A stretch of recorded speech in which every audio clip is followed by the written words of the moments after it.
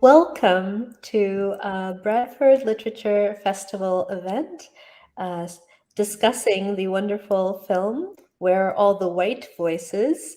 The producers and directors and writers, the creators are here, Kavita Bhanot and Ayesha Manazir Siddiqi, and I'm really looking forward to speaking with them.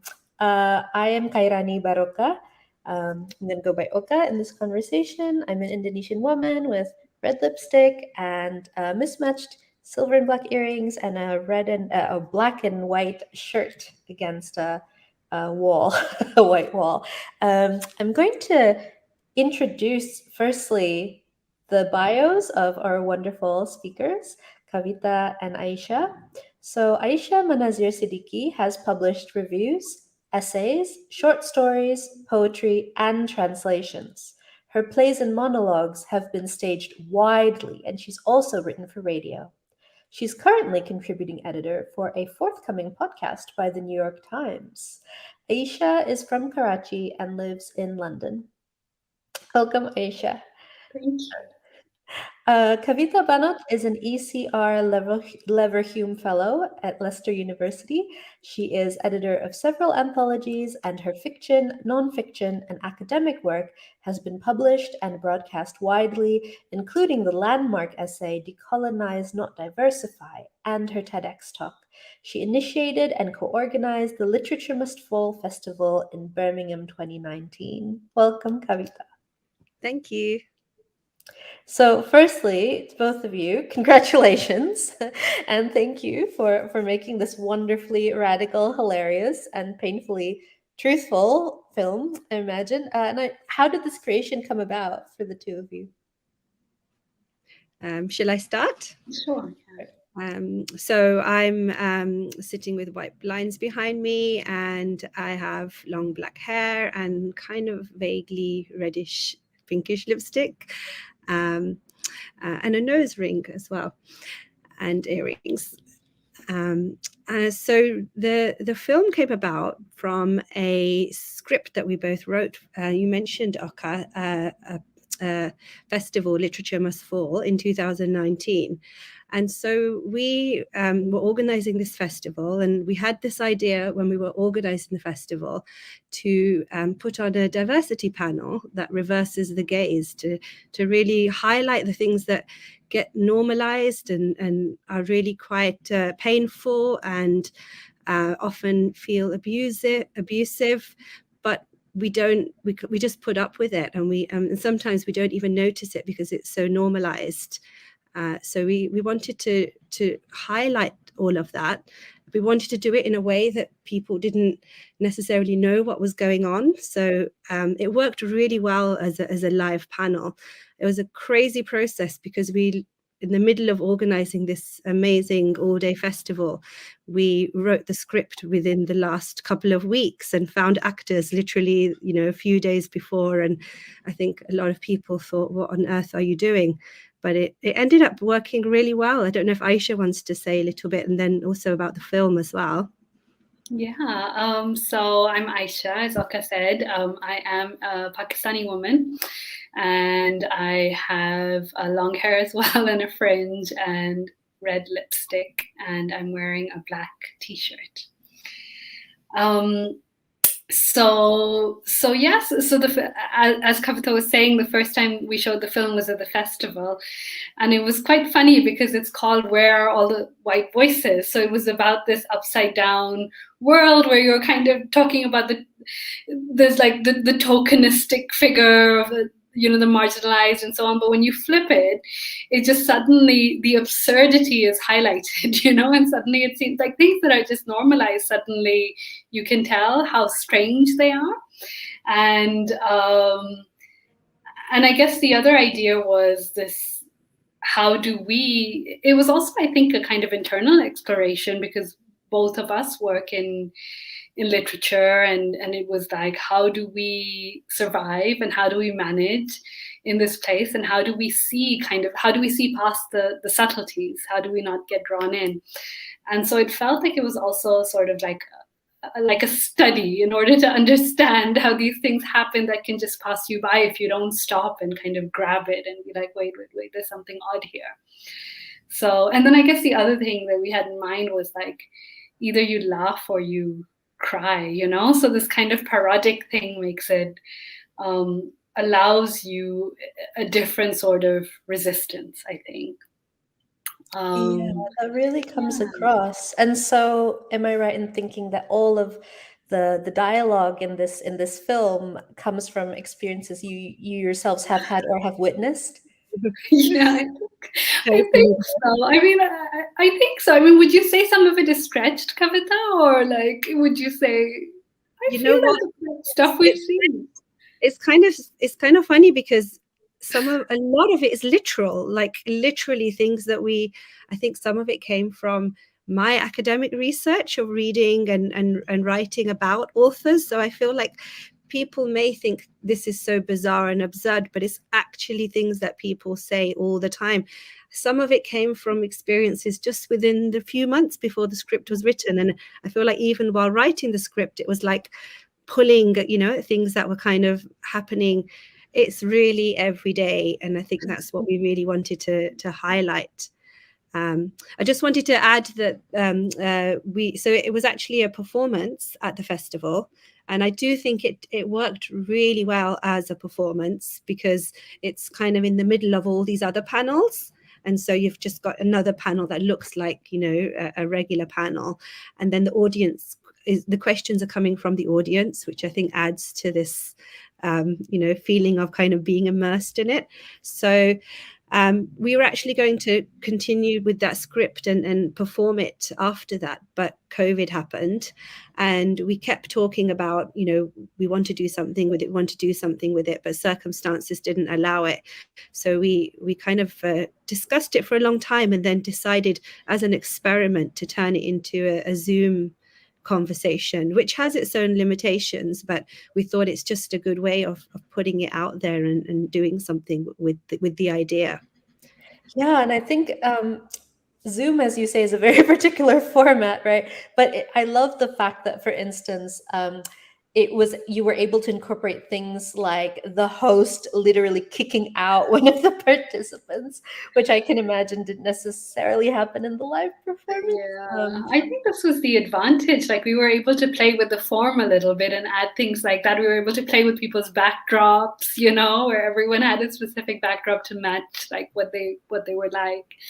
And then the thing about kicking out, the interesting thing is also one of the characters, Katie, wasn't in the original play. So when we staged it, Katie wasn't there. And so we also had the opportunity to rewrite and to think about. So we had this George figure who kind of represented this very, the sort of marginalized writer who's very keen to integrate and, very keen to kind of appease the system. And then we thought, today, like also kind of addressing today, like talking about the millennial character and how that person too, this person who seems to represent change and, radicalism or whatever, how they can also so easily become co-opted. So we rewrote, and it felt like we were able to add some more nuance, which felt good. Yeah, for sure. And I was wondering, what the response has been so far, if anything has surprised you in terms of what people have been saying, or from various parts of the industry, or even the casual viewer. I don't know. I mean, it's been really nice to hear that it's moved people and that people recognize the tropes. But even with the response, I guess it's a complicated. So again, it becomes about why did we make the film and how do we sort of embody our practice? And sometimes what I feel is like whatever you put out there, it's always quite terrifying. And I don't know if this will work. This is my thing at the moment, but what I'm feeling is like both sort of negative and positive feedback to approach those things with complete like equanimity.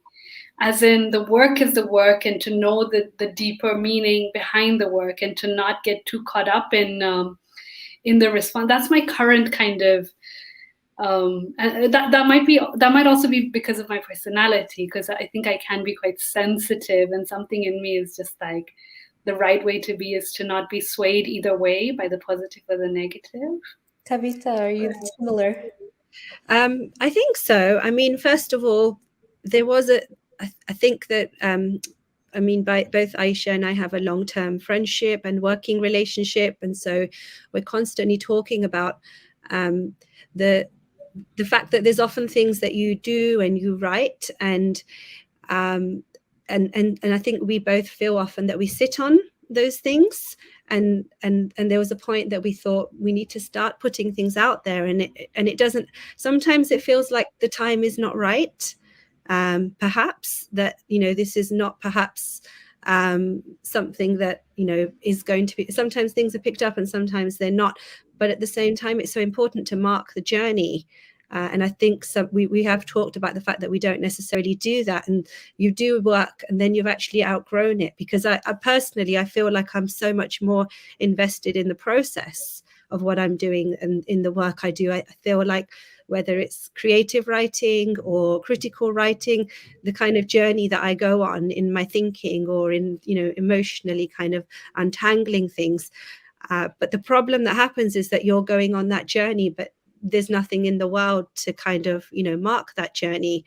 And I do think that you can outgrow things. And because of all the ideas of Literature Must Fall, which is what, we've put this out under, there is also a sense that, of being open to critique and to the limitations as well of what we do. But that shouldn't stop you from putting things out in the world. And, hopefully if it speaks to people, that's great. And if it doesn't, that's okay as well, because it's just important to share your journey.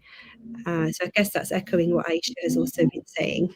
I'm in awe of the emotional maturity of both of you.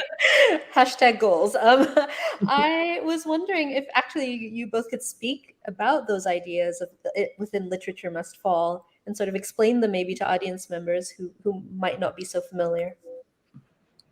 Yeah, shall I start, Ayesha? Yeah, go ahead. So the ideas around Literature Must Fall are, we hope, going a little bit deeper. I think we sometimes get not frustrated, but it feels like there's a binary that's often set up between the kind of our ideas around diversity in literature, and maybe those who might oppose that or challenge that.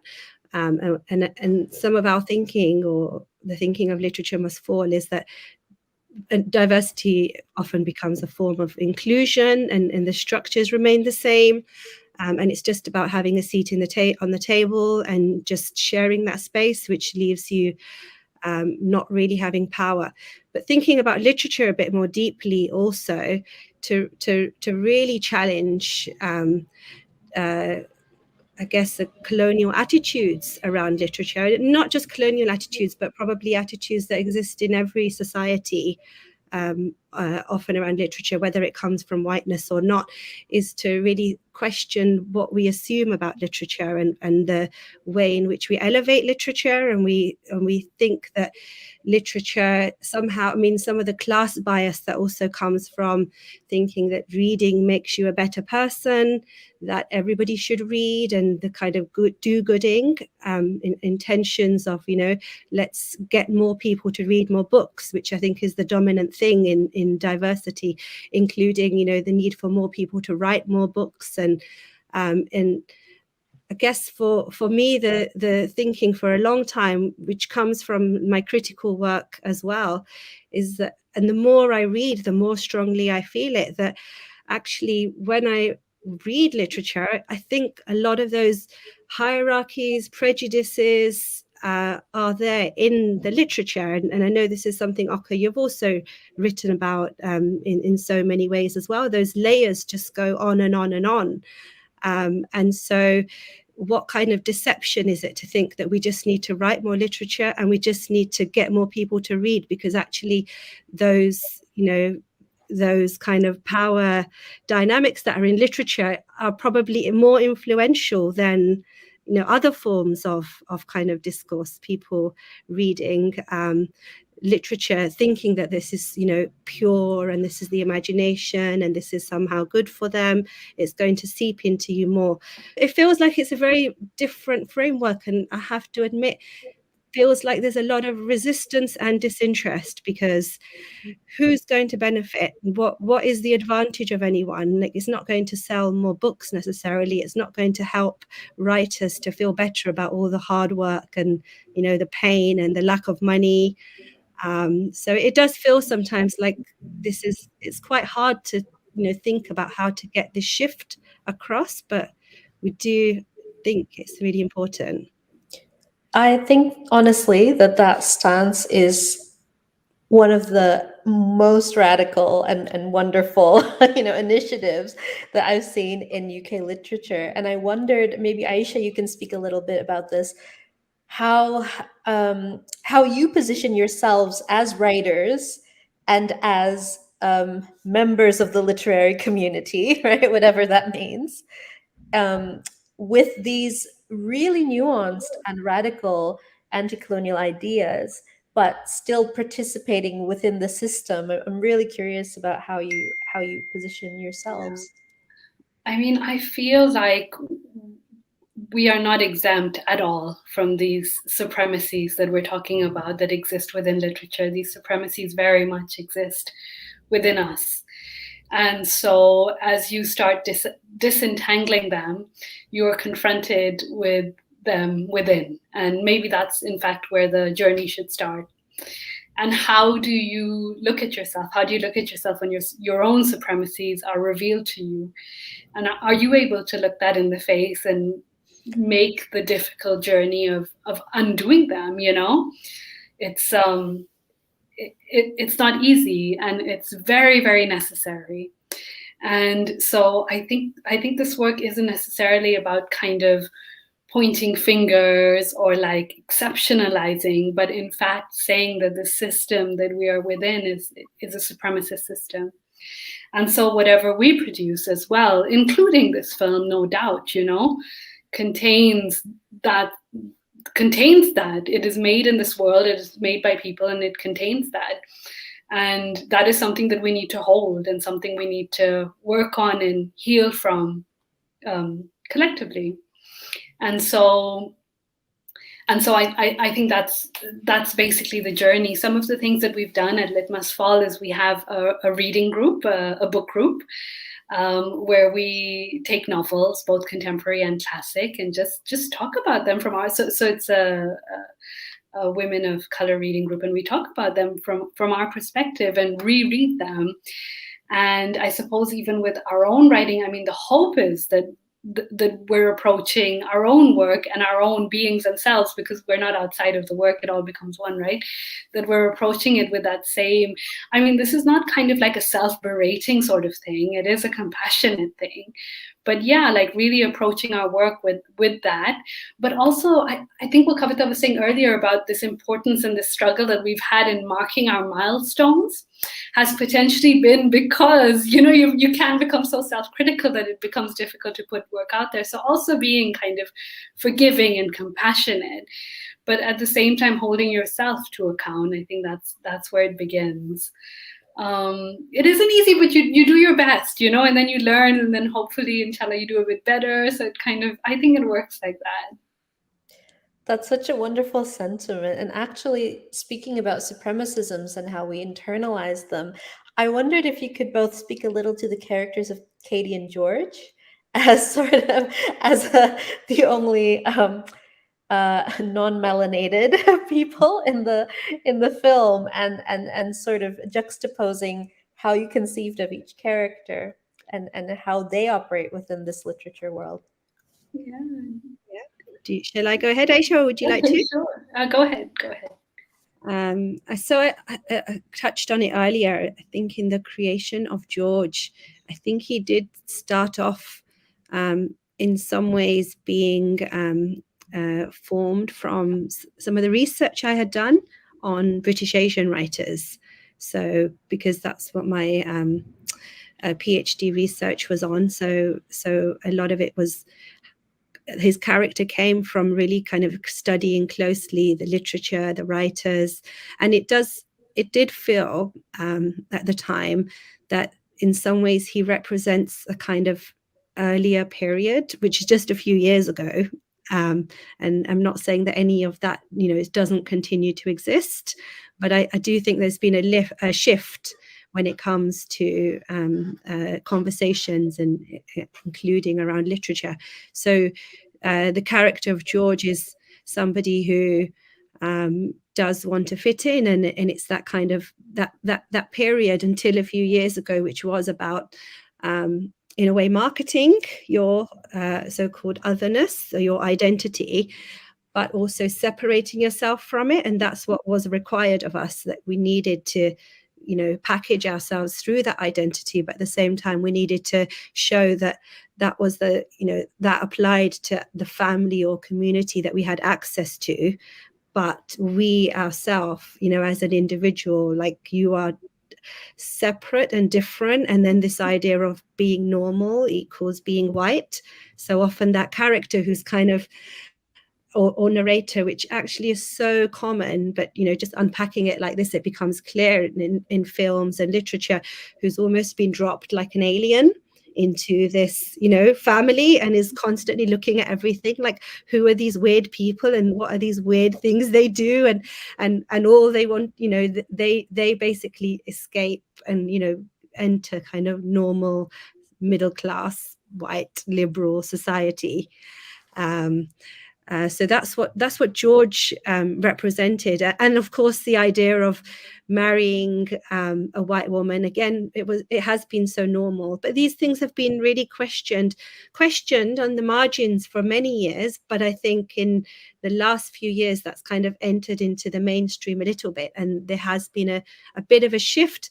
And Katie represents some of the problems that come with us thinking, oh, that's kind of changed, but and now everything's better. But I think just in some ways Katie is a really critical and really awesome character, because she's outspoken and brave, and a lot of the things that I think me and Ayesha would also admire about young people today, with the critical kind of perspectives that in some ways have they've absorbed, or they're able to see. But then I think we also, through her, wanted to question some of the kind of blocks or limitations of that, and in some ways how that can also be a different kind of white gaze, which can end up fetishizing your kind of culture or your identity in the name of celebrating, as opposed to that what George was doing. And I just want to kind of really highlight the poster behind Katie, We Were Once Queens, because I think the absurdity of having Queen Elizabeth in that poster and can just remind us of how actually that is often what we do. We kind of, in the name of like being proud of our culture, we want to kind of talk about how we are all kings and queens, not realizing this is still a kind of power structure that we want to uphold. Elevating empire in a different way, for sure. And I love that poster, by the way. It was hilarious. Ayesha, do you want to add anything?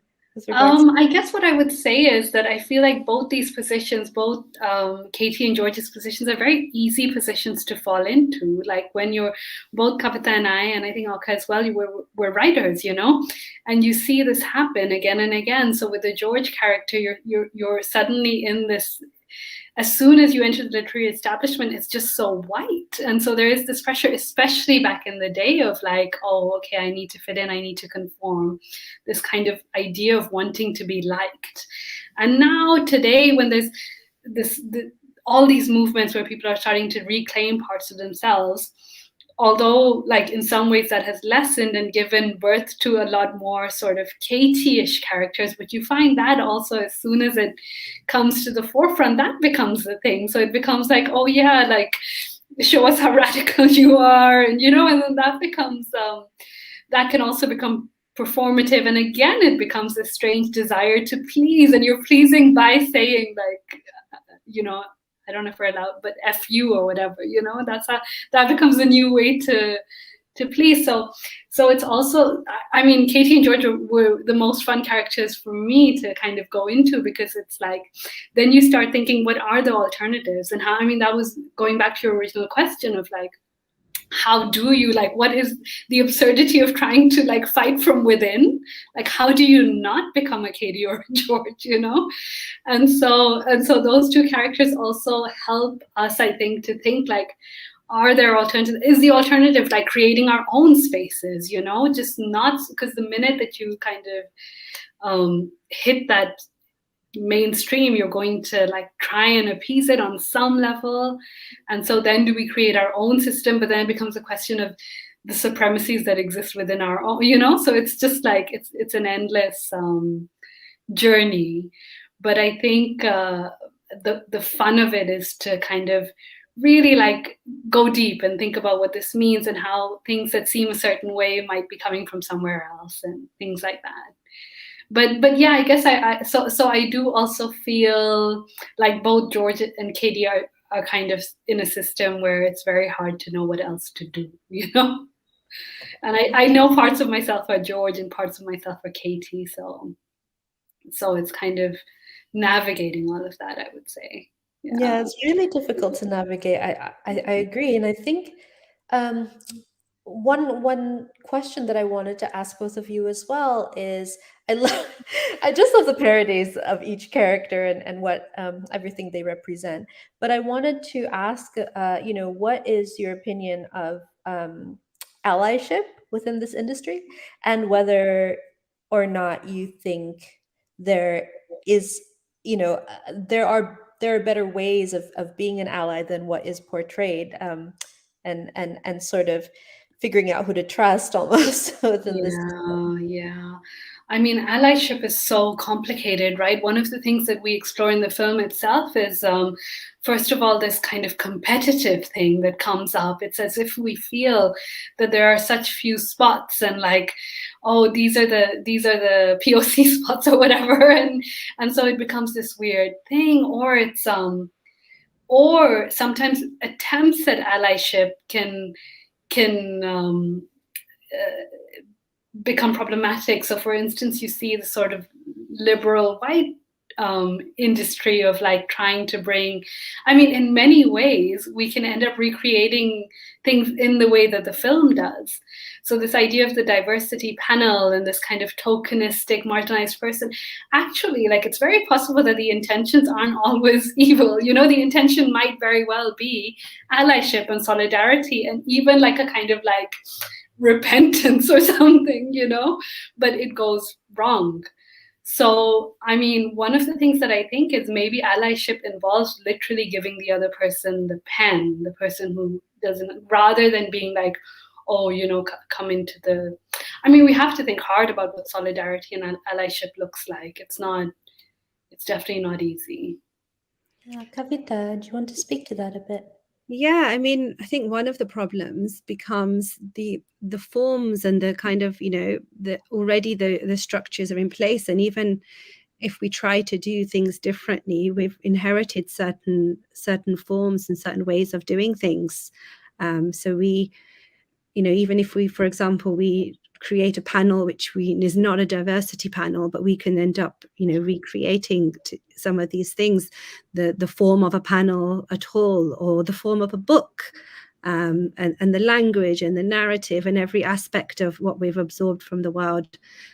So the intention for this film and for a lot of the work that we do is to highlight things in order to just think really deeply about them, in order to kind of rebuild and think about how to do things differently. But going back to your question of allyship, I think one of the things where, as Ayesha said, we're talking about and bringing up is the kind of well-intentioned or kind of liberal approaches, which in some ways we you know, there are people who want to help and have those good intentions, but we want to think a bit more deeply about, for example, the psychological impact on us of being on the receiving end of those intentions, and the ways in which they can take our power away from us or make us feel powerless or grateful. You know, things like mentoring schemes and, you know, this kind of, you know, these ways of, making space and helping and funding, and it constantly means that you're down there. And that power dynamic remains, and it also makes us feel that we should censor not just what we do, but our thinking as well. I think that's one of the biggest problems. I think the space to be able to really push our thinking is, I think, one of the hardest things when we're kind of in the structure. And my thinking is in terms of the way that in recent years, it felt to me as if there was more space earlier to really push the thinking in a way, because we were ignored. And it's felt like in the last few years, there has been this shift. And now it's not so much a feeling of being ignored, but there's incentives everywhere. And there's, to write books and speak and, get money, which we all need, and we need to earn money. But it feels as if what that's actually done in a way is, I personally feel that there was a collective thinking and a journey which was happening in the margins. And it's felt that as this has been recognized in the mainstream, and it's so hard to, we need that support as well. But I think we've stopped thinking as much, perhaps, or pushing our thinking as much as we could. So yeah, there are limits to that. Thank you. On that note, I want to thank both of you so much for creating the film and for being here today and speaking so eloquently and radically on these issues that we all need to be thinking and feeling about. So thank you, Kavita Bhanot and Ayesha Manazir Siddiqi. Thank you so much. Thank you. It's great to talk to you. Yeah. Okay. Hi, everyone, and thank you for joining us. Today's discussion is called Where Are All the White Voices? And I'm joined here by an illustrious panel of writers and academics. Welcome all, and thanks for coming. Now, before we begin, I'll quickly introduce myself. As many of you may know, I'm Jonathan Harris, Chief Executive of the Diversity and Arts Funding Trust, DAFT. And we have collaborated here with We All Need Diversity, WAND, to bring you this urgent event. Now, please do tweet about the event under hashtag Where Are All the White Voices or hashtag Daft Voices. So let's begin. I'll start with George Sanderson, a promising emerging writer who has been writing for... How long have you been writing for now, George? 15 years now. 15 years. Wow. Now, George was born to Anglo-Saxon parents who owned a dairy farm in rural Suffolk. After an incredibly lucky set of circumstances, he ended up writing a novel at the age of only 23. Thanks for joining us, George. Thank you. Thank you for inviting me. Next, we have Bilal Ansari, who is nothing less than a powerhouse. Bilal is the founder and director of Cup of Tea, where he works with young white people, giving them access to platforms that they have been denied. Thank you for making time for us, Bilal. My pleasure. Then we have Professor Ella Savenso, Professor of Creative Writing and Literature at Oxford University and author of the definitive history to white literature over the last 100 years, White Words, Writing Back from the Margins. Ella recently announced the Write Back Scholarship Programme, especially for impoverished non-melanated people in the UK. How has that been going, Ella? Well, things are moving slowly, but change will come. I strongly believe, firmly believe, in fact, that everyone has a voice. Of course, and we must return to that. But for now, moving on, we're very privileged to have with us Nikki Miller. She needs no introduction. We're lucky to catch her. She's a very busy lady. And Nikki is the author of 4 novels, and her latest, The Lady in the Attic, has received widespread acclaim and won several prizes, including the Looker. It's been celebrated for, amongst many things, its inclusion of a significant Caucasian character. Welcome, Nikki. It's great to see you again, looking lovely as always. The last time we met was at the Looker Prize after party. I imagine life has changed a bit for you since then. Thanks, Jonathan, and thank you for sending these lovely flowers. Yes, my life has changed a bit, but luckily I've got friends and families around me who keeps me grounded. Well, we're happy to have you here on the ground with us. And last but not least, our youngest speaker today, Katie Thompson. Now, Katie's first collection of Insta poetry, We Were Once Queens, was published, in fact, by Cup of Tea. It was a bestseller. Now, Katie has over 100,000 followers on Instagram, and people say she's been breaking new ground with the representation of diverse voices. Thank you for inviting me, Jonathan. I'm chuffed to be here. And we're chuffed to have you. And you're creating a lot of excitement already. Twitter is a buzz, but let's start with Bilal. In a sense, the man behind creating the phenomenon that is Katie Thompson. Tell us a bit about the work you do, Bilal. Well, at Cup of Tea, we mentor young beach writers, giving them the support and encouragement they so desperately need. Now, Beach, of course, stands for British, European, American, Australian, Caucasian habitants. Yes, it's a mouthful, but it's just about making it easier to monitor diversity. As for Katie, we are so proud of her. We came across her on Instagram, and seeing how popular she is, we knew we had a ready-made audience to tap into. And you also produce plays, right? We do. Our plays are based on interviews from members of the beach community. We champion their rights, and we believe the way forward is for their stories to be told in their words by us. You were successful, weren't you, in obtaining the Mughal Court grant last year for the important work that you do? Yes, and thanks for all your support with that, Jonathan. We're very lucky that in this time of cutbacks, DARF recognises the value of our work. My wife and I went to see your last play, Published, and thoroughly enjoyed it. We were floored by the positive reception to that one. It was lucky, of course, that White Lives Matter took off just around the same time after the murder of Philip Green. Published, as many of you listening might know, centres around white people in their own habitat. Yes, exactly. You see, the pub is usually seen through such a racist lens. We don't normally go into those places, imagining all kinds of seedy, violent, terrible things happening there. But if you actually go into a pub, you can see that it's just white people talking about their families, drinking alcohol, and eating some, it has to be said, very delicious food. I was fortunate enough to be writer in residence at the Prince of Wales. Every day for 6 months, we went there, we interviewed them and observed them. We watched football matches, listened to live music. They have this tradition of tribute bands, which is quite entertaining. Of course, we had some trepidation entering the space, the stories you hear and all, but there was no hostility, only curiosity. And hopefully the play shows that pubs aren't the scary places we all imagine them to be. They're magical, colourful places, teeming with drama and stories.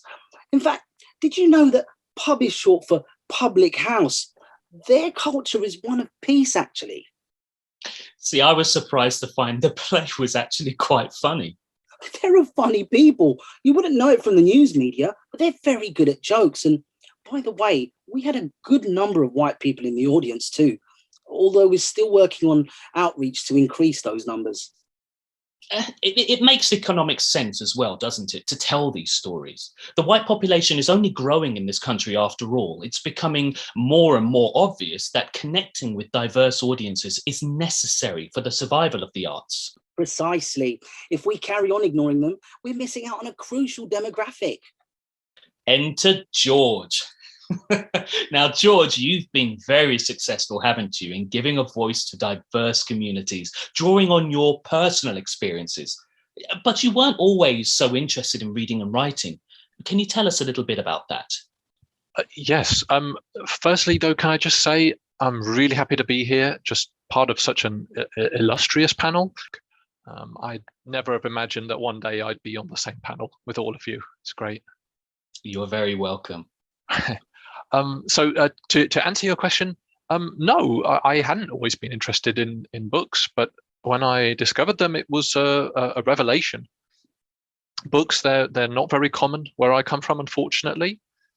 There's not much culture in general. Most people in our communities, they live in very isolated enclaves. They tend to speak just to each other.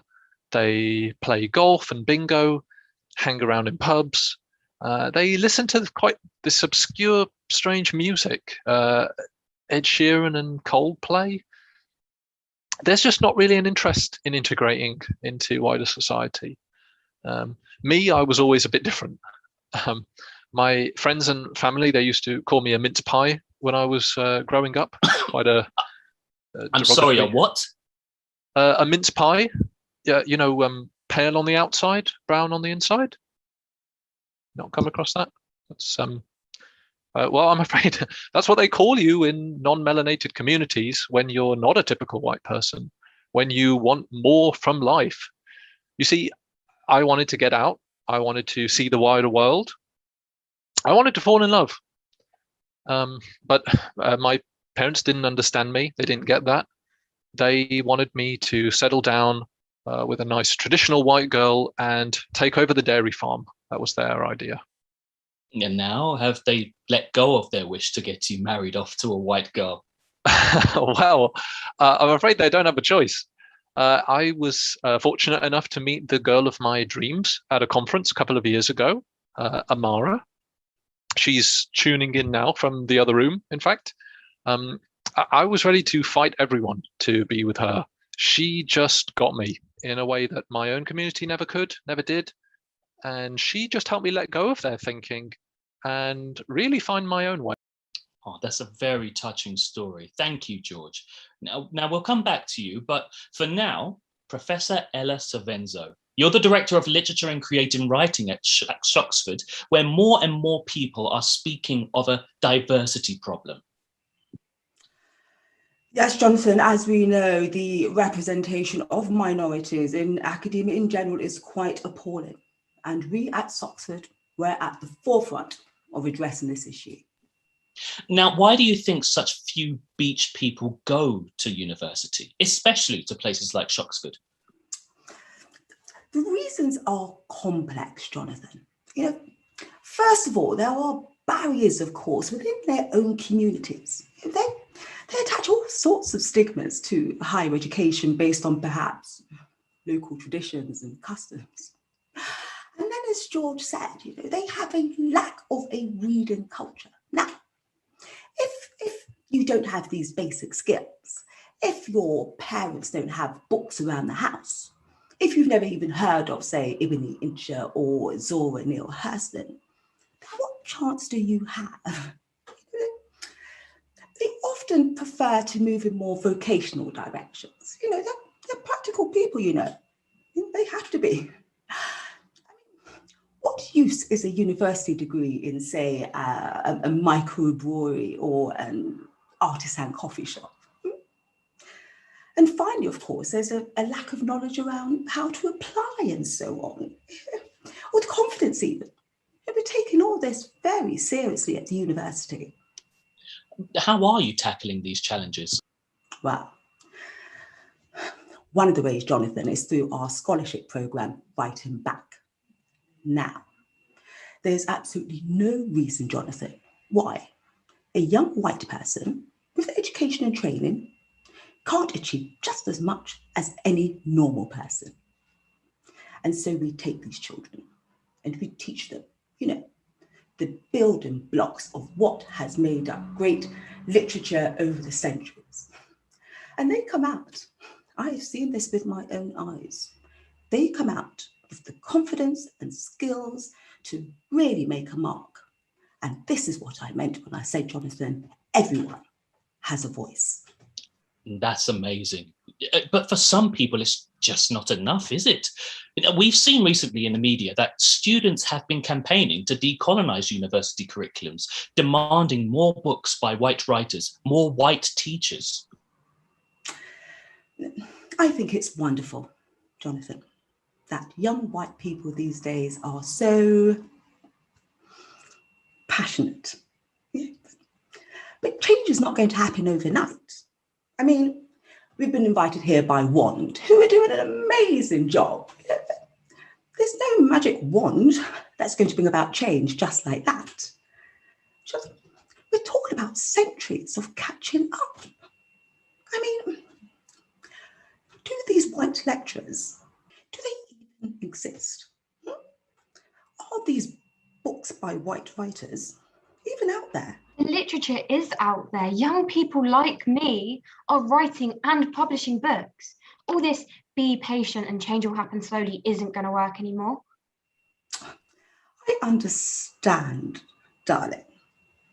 I do. But we can't lose sight of quality over pleasing people. I mean, there's a reason why we're still teaching the classics. Students need to develop a solid foundation before they broaden their horizons to include white literature as well. Not forgetting the existing lecturers. What would happen to their jobs? Precisely, Jonathan. I mean, many of our lecturers at Oxford come from a long line of thinkers and scholars who've dedicated their lives to the protection of knowledge. Now, when the students call for radical change, what do you think they want? Do they even know? Or do they just want to burn the place up, burn down all of the universities? Of course they know what they want. We'll come to you shortly, Keighley. Let's have a respectful discussion. Let's wait for our turn and let's give others a chance to speak, right? Professor Spencer. I believe, Jonathan, that more and more there is a breakdown of trust. These young white people, they're only speaking to each other. Yes, there is an alarming rise in identity politics these days. I mean, the truth is, Jonathan, there's no need for people to create these little segregated pockets within, what do they call them? Safe spaces. Yeah, I haven't really got my head around the idea. I mean, if the university isn't a safe space, what is? Our universities, Jonathan, come from a long and proud history as spaces where academics and students can express themselves freely, challenge views, cultivate minds. I want these young white people to know that our doors are open to them. No need for all this hopelessness and despair. Because that is what happens, Jonathan, in these safe spaces. At best, this is what happens, if you know what I mean. We all know that these spaces become breeding grounds for other things. Thank you, Ella. That's an important message. Now, Katie, I can see you're keen to speak. Perhaps you could tell us a bit about your journey. How did you become a writer? Well, firstly, I'd like to say to Professor Savenzo that I don't agree. We don't feel welcome at universities. We feel silenced, like we have nothing to contribute. Universities and schools are melanated institutions. The entire time I was studying, no one told me the truth about our history, how our land was invaded, our ancestors killed off. Instead, we were taught that our country was discovered, that melanins saved us. All of my real education happened outside of school and uni, on social media. Okay, thanks for that, Katie. To get back to the question, how did you become a writer? Well, it's connected. As I was saying, I wasn't told about my history at school or uni. Then Bilal approached me, asked me if I was interested in publishing a book. The truth is, I'd never even really thought about it. It can't hurt, I imagine, that you look the way you do, posing in those exotic clothes. Are you slut-shaming me? Far from it. I find it absolutely charming. I realised I had something special with Katie. She was a ready-made package, so outspoken and brave. My favourite poem by her is called Nan's Juicy Roast Dinners. I remember that one going viral. Now, let's continue this conversation, but for now, I want to turn to Nikki. Nikki, I was one of your biggest champions on the Looker Prize judging panel. Lady in the Attic is a remarkable state of the nation novel. You've always been quite aware of this underrepresentation issue, haven't you? There have been white characters in every novel that you've written, but in this last one, at a time where there's so much noise about diversity, you decided to make one of your main characters white. Can you tell us about why you thought this was important? To be honest with you, Jonathan, I didn't see it as doing diversity. I was simply writing a novel that reflects the world around me. And the world isn't just made up of melanated people, is it? Non-melanated people exist too, and we can't continue ignoring them. I've personally interacted with non-melanated people all my life, school, college, post office, even in my own house. Our nanny and our housekeepers were white, for instance. My mom tells me I used to follow them around with a pen in my hand, writing down whatever they said, capturing their unique dialects and intonations. The inclusion of Samantha, a white main character, wasn't just obvious, it was necessary. Yeah, there has, however, been a bit of a Twitter backlash, hasn't there? Oh, it's ridiculous. Someone called Amanda Jones seems to be leading the campaign. Is it all right if I read out some of her tweets so people get an idea? Of course, Jonathan. I mean, if we don't champion freedom of speech, then we're no better than them, are we?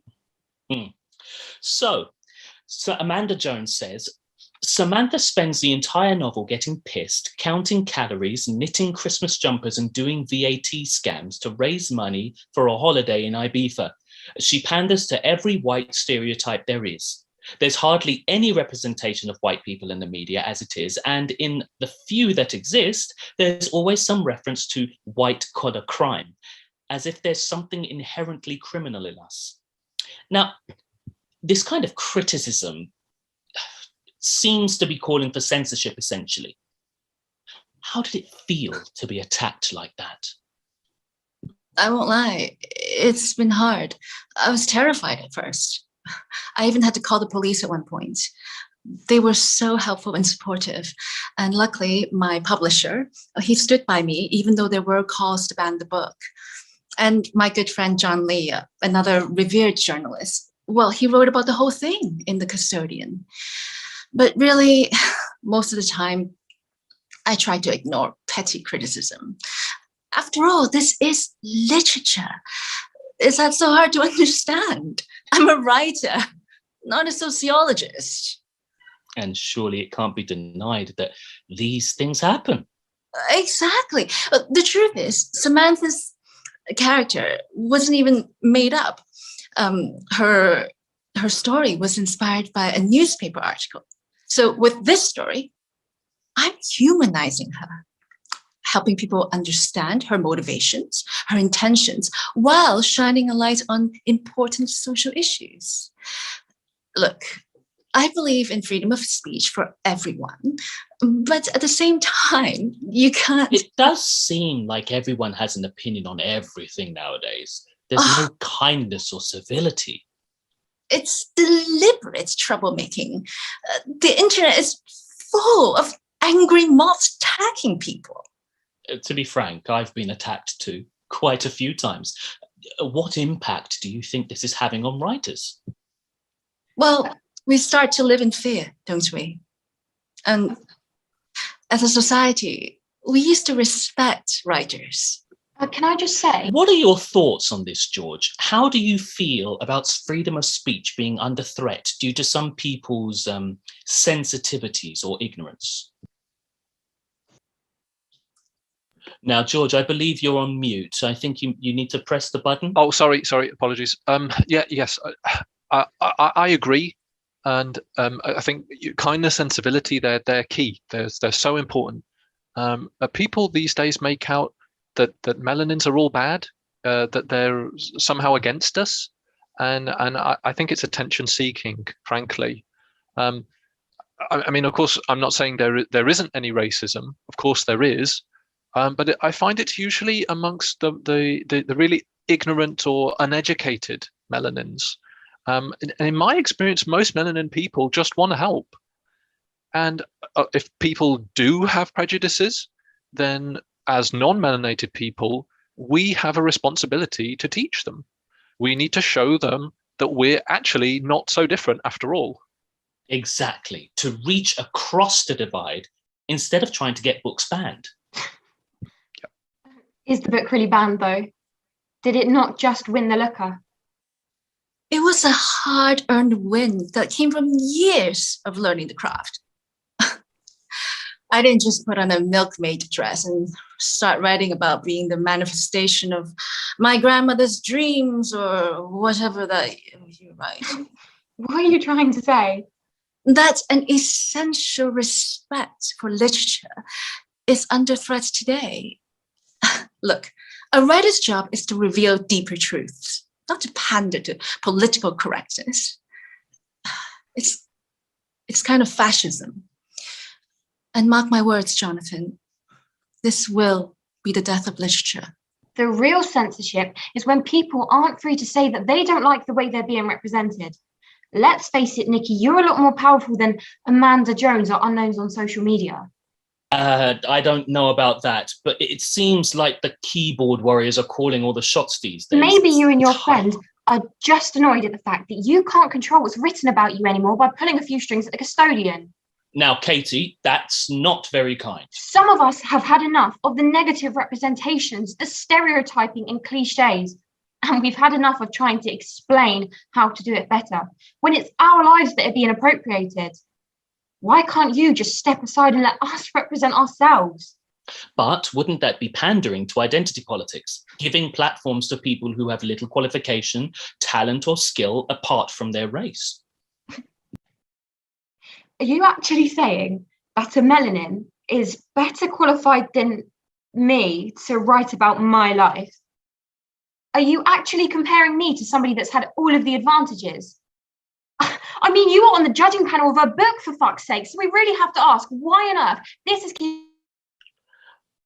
I'm not sure what happened there. It seems like we have a problem with Katie's audio. We'll sort that out straight away, but moving on. George, can you tell us a bit about your first novel?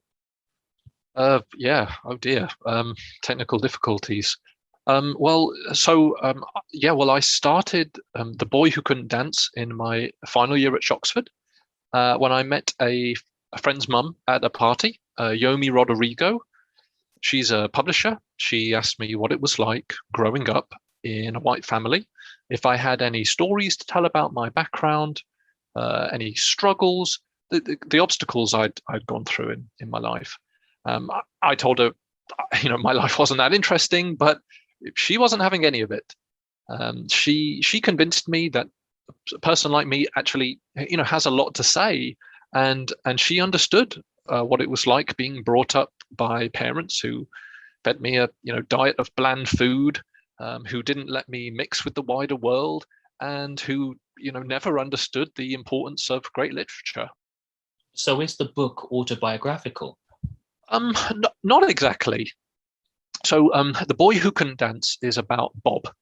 He's a boy who fumbles his way through life. He goes through beer and dating, fish and chips, money. And then one day he sees that there's more out there, more to life. On the radio, he hears an old Beyonce song, and suddenly he finds his hips start to sway, his shoulders are going. This bit did actually happen to me.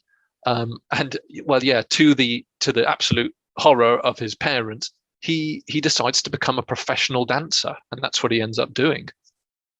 My hope with the book is that it will inspire young people growing up in suffocating environments, just so they can see there's more out there, encourage them to go out and be free.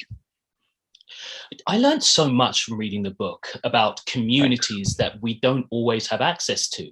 It felt almost like going on a trip abroad. Can I ask a question, please? Happy to have you back, Katie. Yeah, but if you could just wait for your turn, please. Yeah, okay. By the way, George, these jives you're making at beer, fish and chips, white girls, Ed Sheeran, etc. What exactly is wrong with all of those things? Katie, no, I think you're misunderstanding me. I don't have anything against traditional cultures. Are you sure about that? Katie. I mean, listen, I've paid my dues. Last week I was in schools with young melanated children. We were exploring traditional white dress. We had the kids wearing flat caps, cardigans, socks and sandals. All of the good stuff. in sandals, spiffing. Yeah. So I do my bit for the white community. Okay, but at the same time, we have to acknowledge the deep problems that exist in our communities too: ghettoization, extremism, illiteracy, and ignorance. And I believe we can tackle these and appreciate the culture at the same time. You understand, I think, Jonathan, don't you? 100%, 100%. Everyone loves a cheeky jacket potato on a Friday night, don't they? Sometimes they even tell them to leave the salt out. You've probably noticed how many more beach writers there are now compared to when you were starting out. What do you think of this new wave, a new generation of emerging beach writers? Well, to be honest, it can be frustrating sometimes being lumped together as if we're all the same. The truth is, I'm much more than just a beach. Yeah, of course you are. Excuse me? Oh, you wouldn't want to be thought of as just a white writer, now would you? Well, I don't mean it like that. I'm not a white writer. I'm just a writer.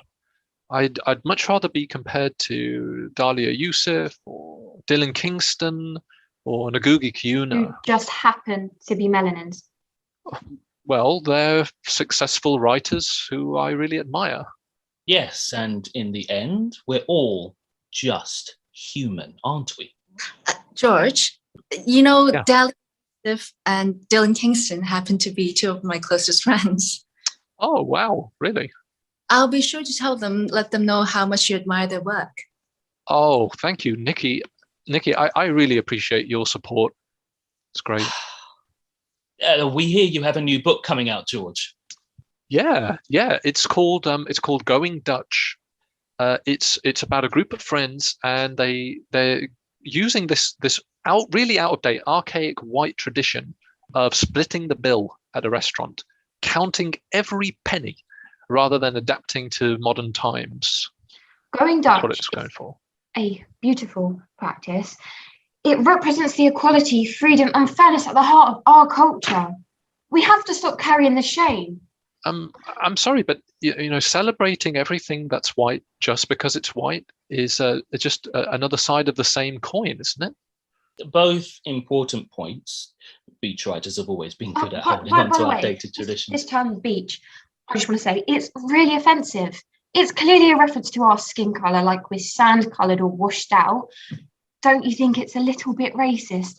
And it doesn't even make sense. I mean, white people don't originally come from Australia and America, and habitants, well, that's clearly just been put there for sake of having a word beginning with A. Thank you, Katie, for that opinion. Something to think about. But please do tweet about this event, Katie, if you haven't already. Now, moving on. I would be amiss if I didn't ask about the terrifying developments we're seeing in our world. The acts of terrorism, the violence, the drunkenness, debauchery being carried out in a widespread, some say covert and planned way across the UK and the world. How do you respond to these actions, George? Jonathan, I wholeheartedly condemn them. These acts are not representative of us as a people. Of course, but why aren't more white people speaking up and condemning this? Well, many of us are. There are all kinds of initiatives being started by those of us who are peace-loving, those of us who are moderate. We want to reassure people. So, for example, there's the really worthy Dance with a White Person initiative, which I was actually a part of. And why do you think that so many white people are following this path? Yeah, I think it's a kind of brainwashing, a toxic mindset. I've seen it happen in my community to people I know, certainly. And as I show in my novels, this can actually happen really easily when you alienate yourself from the world around you. Can I just say, George, we've introduced your first book into our curriculum at Oxford. Gosh, really? Yes. That's great. Yeah. We're also going to be introducing a new module on marginalised voices, and we've also introduced Sebastian Aubrey's first novel, Homeless. Oh, great. That novel was a really big inspiration for me. Definitely. It's great. Yeah. In fact, we are hoping to have Sebastian as our guest speaker at the inaugural lecture for the launch of the scholarship. Oh, wow. We look forward to that, Ella. Now, unfortunately, we need to bring things to a close.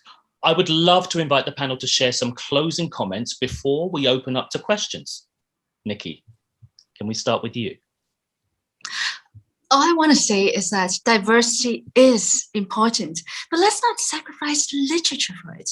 Let's not forget freedom of expression.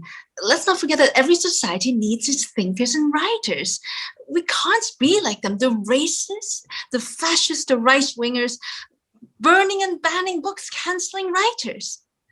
We're the civilized ones. We talk, we discuss, we write our own books. That's just magnificent. You are an inspiration to us all. Beauty and brains. The perfect woman. So creepy. I'm sorry, but you would not say that to a man. Men like you should not be given a panel. I mean... We seem to have lost Katie. Anyway, thank you, Nikki. Ella, do you have any closing comments? Can I just say, it's always fun doing events with writers. Much more interesting than academics. No, I would just like to say, if you or anyone would like to take part in the Writing Back Scholarship, then do get in touch with my secretary. You'll find our details on the website. Bilal? I would just urge everyone to support minority voices wherever you can. It's the least we can do. Send them any suitable opportunities. Help a non-melanated person to write an application, find a publisher, support them financially. Ask them their story. Don't believe the news coverage. We all have to change the narrative together. Amen to that. Amen. Amen. Amen. And George? Just thanks. Thanks for the opportunity. It's a real honor to be here. I'm very grateful for the invitation. Well, I'll just take the opportunity for some shameless self-promotion, if that's okay. Going Dutch will be released next week. You can buy advanced copies. Like Bilal said, just please do your bit to support diversity. Thank you, George. Now, sadly, we seem to have lost Katie, technical difficulties. We have some time to open to the audience now. Does anyone have any questions? If you just flag up that you have a question in the chat, and I'll ask you to unmute yourselves and put on your video. One has just come through from Malia. Go ahead, Malia.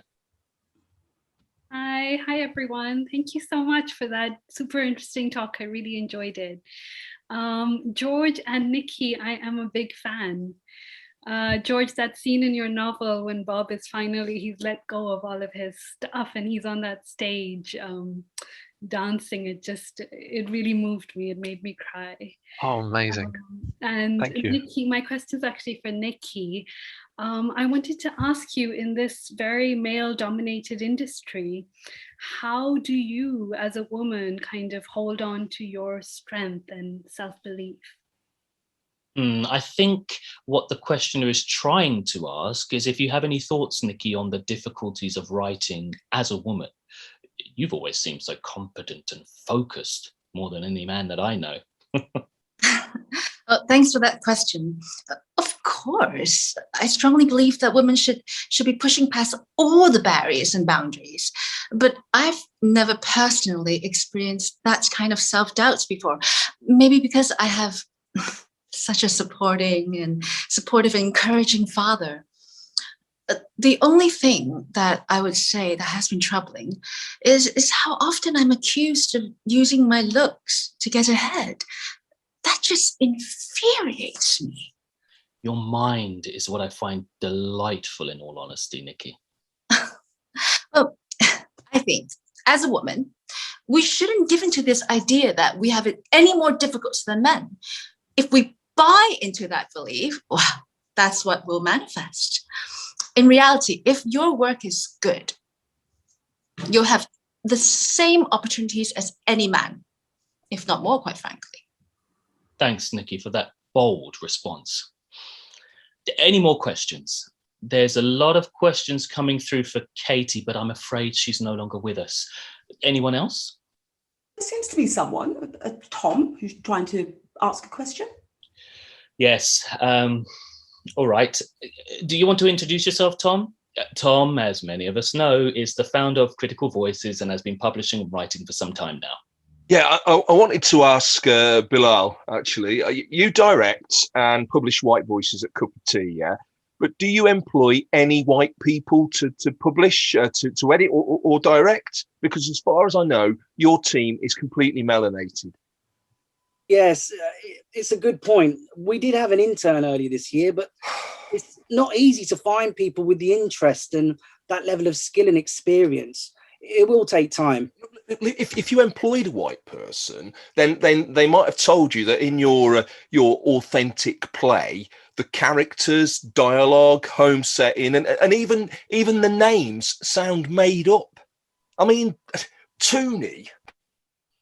We now have a native dramaturg working on the play to iron out some of the inconsistencies.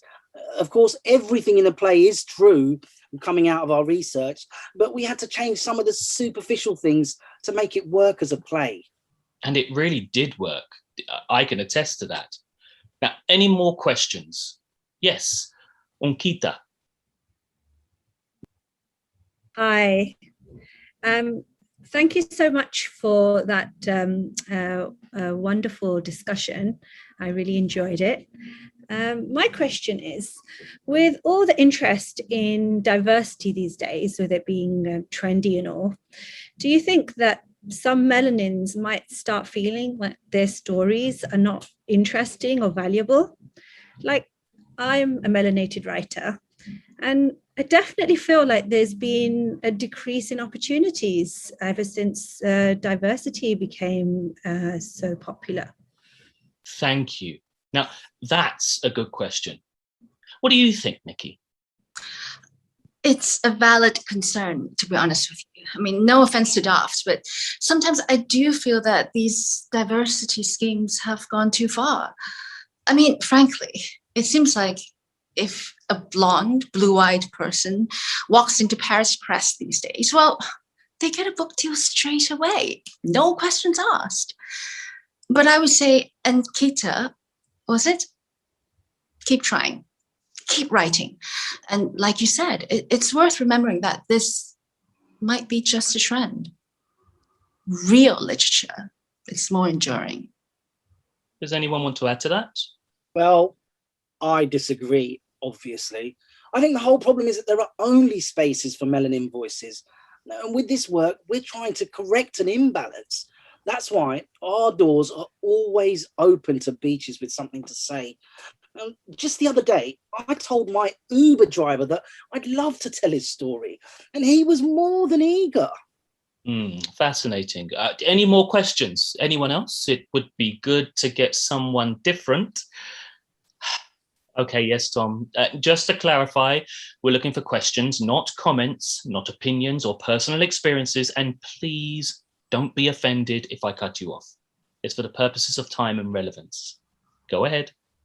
Yeah, well, my question is for Ms. Savenzo. Professor Savenzo, I'm sorry, but I get quite tired of people who struggle to accept the fact that I'm a professor. Worked quite hard to acquire this title. I'm sorry, Professor Savenzo. You mentioned that you're putting Sebastian Aubrey's novel on your curriculum. Homeless. Yes. Yeah, you do realise that Sebastian Aubrey's an aristocrat, don't you? Is he? You can kind of tell from his name, can't you? But his parents own a golf course. He went to Sheaton and Shoxford. What does he know about being homeless? Well, I don't think there's any need for us to be so reductive. I don't think it matters what the background of the writer is. I mean, your novel, George, Going Dutch, That's partially based in Holland, isn't it? Kind of. It's really the name of the custom. The titles are play on that. If you see what I mean. If we were only expected to write what we experience, then we wouldn't have a very interesting canon now, would we? Exactly. Just because I'm not white doesn't mean I can't write about Caucasian people. Yeah, no. My point was that Aubrey's novel is well, it's just offensive on every level.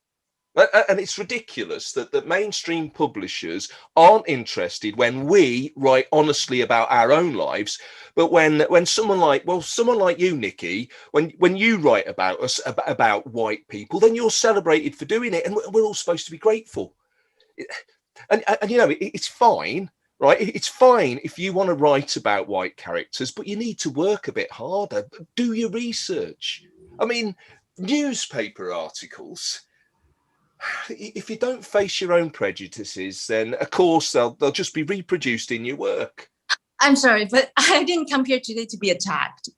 Okay, first that girl, and it's like no matter what you do, it's never enough.